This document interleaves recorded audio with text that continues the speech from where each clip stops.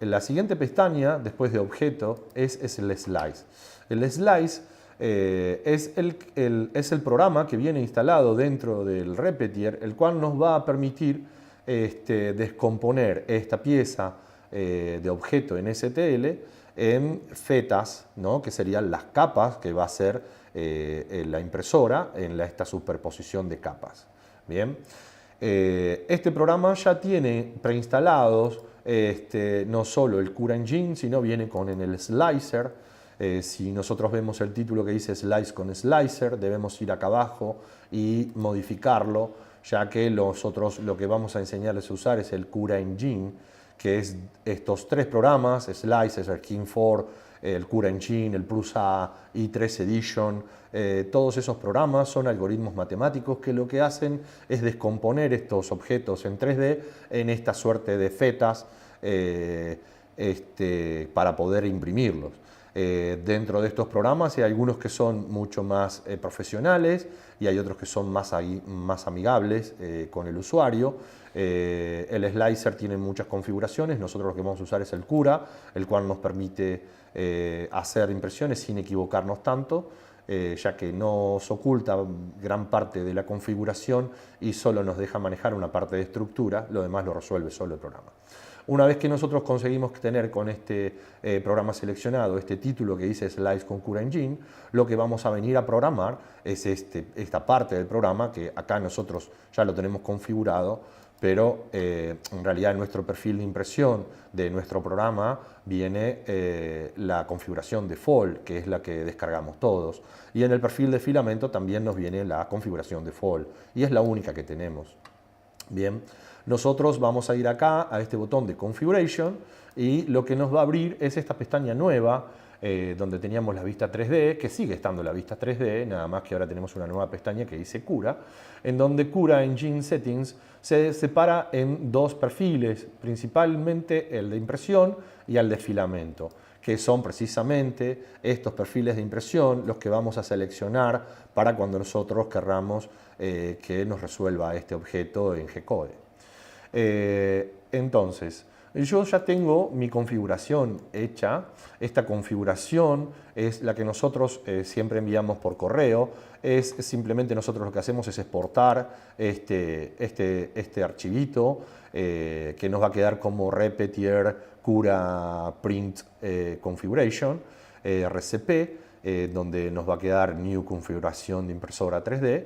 Este archivito que yo exporto, ustedes lo que deben hacer es ir al botón de importar e importar el archivito de configuración de impresión, como cuando vayamos a la pestaña de filamento e importar el objeto de filamento, que nos va a decir Repetier Configuration de Cura filamento. Entonces, lo que vamos a importar van a ser esos archivitos que nosotros les vamos a enviar. Entonces acá ya no va a decir default, en este caso dice filamento Diego, pero el de ustedes va a decir filamento PLA, y la configuración Cura impresión. Para describir prácticamente esto es muy sencillo. En Print lo que hemos asignado en Speed and Quality son las velocidades. Esto nos permite hacer dos perfiles, Slow y Fast. Estos perfiles son los que vamos a ver en esta velocidad que vamos a seleccionar acá, en Slow y Fast, serían estas dos columnas. Slow tenemos una velocidad y en Fast tenemos otras. Estas velocidades son acordes porque la máquina va a arrancar al 100%. Esto no quiere decir que sea la velocidad ideal de impresión, eso lo va a ir buscando uno dependiendo de lo rebuscada e intrincada que pueda ser la pieza. También si fuéramos muy buenos dibujando, por más que queramos hacer a mano alzada un cuadrado, si no nos detenemos en las esquinas es probable que salgan redondas. A la máquina es probable que también, si va a una velocidad muy rápida, eso no lo pueda terminar de manera correcta. Esta pestaña Speed and Quality es pestaña de velocidad, donde nos dice qué velocidad va a tener cuando imprime, cuando viaja, cuando hace la primera capa, cuando hace perímetro exterior, interior, el infill, el mallado del infill. Y la calidad tiene que ver precisamente con la altura de Z. Estas alturas que nosotros hemos asignado acá, 0,1, 0,2, 0,3, 0,4, son, precisamente están dentro del pico de 0,4 décimas. O sea, nosotros si imaginamos un dentrífico y este pico dentrífico lo acercamos a un azulejo y lo pegamos, es probable que el pico donde vaya pasando vaya barriendo el material y el dentrífico lo veamos al costado. Eso quiere decir que está muy pegado el pico a la cama, podemos separarnos, pero tanto como el ancho del pico. Pero bueno, estas calidades ahora las vamos a ir viendo cómo se setean. En definitiva, lo que nosotros, estas calidades, lo que le estamos haciendo es lo que dice la descripción acá. El nombre es de 2 décimas y la altura de capa a 2 décimas. Esta capa es precisamente la que va a tomar en Z direction, como dice el cartelito. Bien, primera capa. Esta primera capa también puede ser un poco más alta para poder hacerla mejor pegada. Y también la primera extrusión, la primera capa, podemos aumentar el flujo y aumentar eso si necesitamos una adherencia extra o necesitamos esa cara mejor rellena. Bien, ahora, lo que necesitamos tener en cuenta para cuando definimos en este programa las configuraciones es simplemente esta parte de estructuras, donde vamos a tener shell thickness. Shell thickness, este cartelito lo que nos está diciendo es que el mallado en sentido horizontal es la combinación entre la medida del pico y eso va a determinar la cantidad de líneas de perímetros. O sea, las estructuras de un objeto no están determinadas por su forma. Bien, nosotros no le vamos a dar forma al objeto, el objeto ya está conformado. Pero la impresora lo que va a hacer es construir este objeto. Y para construir este objeto necesita que nosotros definamos una estructura. Yo puedo hacer una casa de 3×3 en donde las paredes de esta casa pueden ser de cartón, el techo es de chapa y las cabreadas son de palitos que encontré por ahí cada 5 metros. Y puedo hacer una casa de 3×3 en donde esta casa tenga paredes de 30, techo de losa y cabreadas de pino cada 50 centímetros. Las dos son casas de 3×3, pero en su estructura no son iguales. Una la puedo tirar con la mano y otra necesito ya una topadora. Entonces, como la estructura no tiene que ver con su forma, todas las formas tienen la misma estructura. Esta estructura está definida por piso, techo, que es esto, top y bottom, paredes y el relleno. El relleno lo vamos a ver después porque está en esta parte de la configuración. Y acá vamos a determinar qué tan macizo o lleno o vacío queremos nuestro objeto. El primer ítem, que son las paredes no tienen que ver con la altura de Z. Esto yo lo explico, ahora lo vamos a ver cuando hagamos el G-code bien gráficamente, pero es la única parte de este programa que tienen que tener en cuenta, ya que la máquina no puede discernir entre si ustedes lo que quieren y lo están pidiendo está bien o mal, ella solo ejecuta lo que uno le pide. Entonces, para entender qué es lo que está haciendo, es que hacemos este video y que estemos explicando esto. Top y bottom tienen que ver con la calidad de la capa que voy a hacer, porque el piso y el techo no tienen que ver con el dibujo en 2D, sino tienen que ver con las capas que va a ir haciendo la impresora. ¿Bien? Y shell thickness sí tienen que ver con las paredes. Así vamos a memorizar este número, 0,8, lo que le estamos diciendo con un pico de 0,4 es que 0,4 más 0,4, 0,8, lo que le estamos pidiendo es 2 perímetros de pasada alrededor. Y top y bottom, lo que le estamos diciendo es que el piso ocupa 9 décimas. Este 9 décimas lo pusimos así porque nosotros vamos a usar dentro de la configuración una calidad media de 3 décimas. Entonces, por eso pusimos 9, porque 9 justo es múltiplo de 3. Este ítem que dice Infill Overlap, esto es cuánto se va a conectar, digamos, el mallado interno con la pared para poder formar una estructura. Esto es como si quisiéramos poner las cabreadas en una habitación.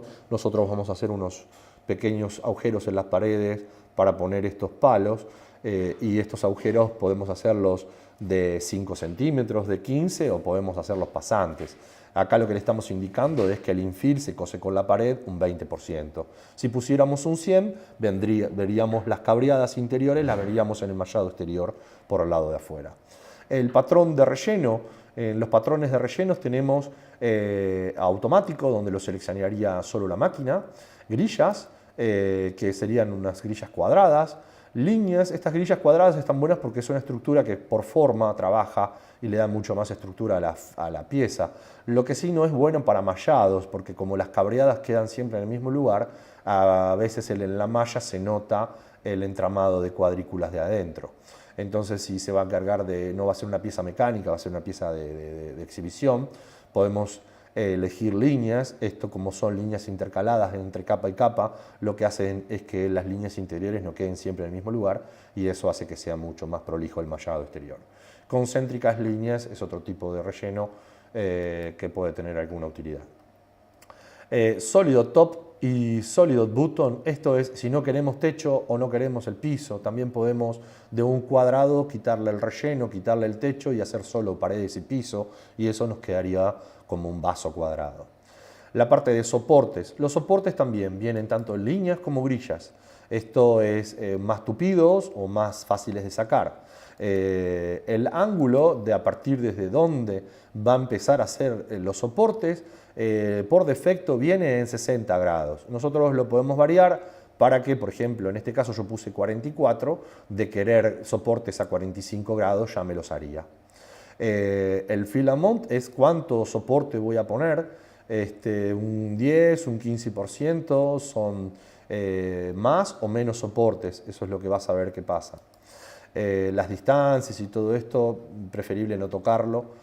Skirt and Bring. Este Skirt Line Count, estas 3 líneas de contorno, son lo que nosotros le pedimos para que haga alrededor de la pieza 3 recorridos el pico, para vaciar el pico de aire y llenarlo de material, para que cuando se traslade a hacer la primera capa del objeto, este pico esté lleno de material y no esté haciendo la mímica, nada más.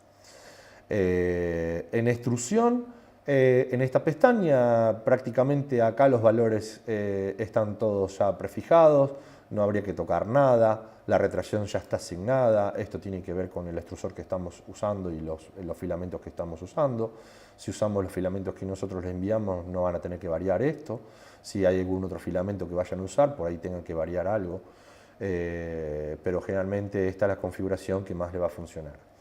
En G-Codes nosotros hemos incluido dentro del Star G-Code estas líneas ya vienen por defecto y esto es lo que va a ser el inicio de nuestro G-Code, en donde acá tenemos la línea G29, que es la que cuando confeccionemos el G-Code es la instrucción para que nuestra impresora haga la autonivelación. Si la impresora no se trata de una con autonivelación, como la parte de autonivelación no está habilitada, la impresora cuando llegue a esta línea la ignoraría porque no entendería qué tiene que hacer. Después dejamos todo como está y avanzado nos fijamos que ninguno de estos tildes esté tomado. Este es un reparador de errores de malla, pero normalmente nos trae reparaciones inesperadas y nos desaparecen agujeros que nosotros querremos y cuando ponemos esto desaparecen. Bien, entonces ya tenemos configurada nuestra parte de impresión. Ahora vamos a dejarnos la pestaña de estructuras para poder venir acá y modificarlos y poder enseñarles qué es lo que cambia. Y en filamento lo mismo, importamos el filamento. Una vez que importamos el filamento, nos va a quedar de la siguiente manera. En la pestaña filamento lo que tenemos es el diámetro de filamento. Esto debería ser lo más preciso posible. La caja dice 1,75, a veces es la aspiración nada más del fabricante. Si nosotros con un calibre medimos 5 metros de material, probablemente el promedio nos dé otro que no sea 1,75 y si queremos ser precisos por ahí podemos poner eso. En el caso del material que nosotros le proveemos, con 1,75 está bien. Y en el flujo sería lo mismo que compensar. Si el filamento sería más flaco, el flujo sería más flaco. Entonces podríamos aumentar el flujo para compensar esa flaqueza del filamento. En este caso el filamento que nosotros enviamos es parejo. Con estas medidas vamos a andar bien. La temperatura de impresión Los PLA van desde los 190 grados hasta los 210. Eso varían por colores. El blanco, por ejemplo, es el más chirlo, el negro es un poco más duro. 200 grados es la temperatura media, lo que nos permite 10 grados para arriba o 10 grados para abajo. En esta temperatura vamos a poder extruir casi todos los PLA, algunos que son muy blandos vamos a tener que bajar la temperatura para que nos salga mejor la impresión. Pero bueno, esta temperatura nos va a poder imprimir todo. La temperatura de la cama, es importante que en esta cama de aluminio tengamos 65 grados, con 60-65 grados logramos una buena adherencia. El cooling, el ventilador del pico, tiene que estar prendido siempre. Para eso lo que vamos a poner es las potencias en máximos y mínimos que estén al 100%. Y minimum lasher time, ¿por qué el tiempo está dentro del enfriamiento? Porque el tiempo precisamente es un factor de enfriamiento. Si nosotros esperamos esta capa que la haga más lenta, lo que le damos tiempo es a que esta capa se enfríe. Tengamos en cuenta de que va a venir un pico caliente, muy próximo de la capa anterior que estaba caliente, con un material caliente. Si esto lo hacemos de una manera muy rápida, puede que deforme la capa de abajo y que nuestra pieza no salga del todo bien. Entonces, lo que podemos asignar acá es un tiempo mínimo por capa, y esto lo que haría, por ejemplo, en una Torre Eiffel, donde empieza con 4 patas y termina con una antena, cuando está haciendo la base, esta base es mucho más grande que la antena. Entonces tiene el tiempo de enfriarse porque va una pieza, va de una pata a la otra, a la otra, a la otra. Pero cuando empieza a ser el centro de la pieza y es toda la antena, ahí empieza a ser capa sube, capa sube, capa sube, y iría mucho más rápido. El hecho de ponerle tiempo acá es que en esa parte haría que se frene la máquina y lo haga más despacio. También otro truco para que esto nos salga bien es lo que se llama torre de enfriamiento. La torre de enfriamiento no es otra cosa más que otra Torre Eiffel en el plato, la cual nos permitiría que la máquina, mientras hace una y viaja a la otra, le permita a la otra que se enfríe para cuando regrese esta esté fría y no deforme esa capa.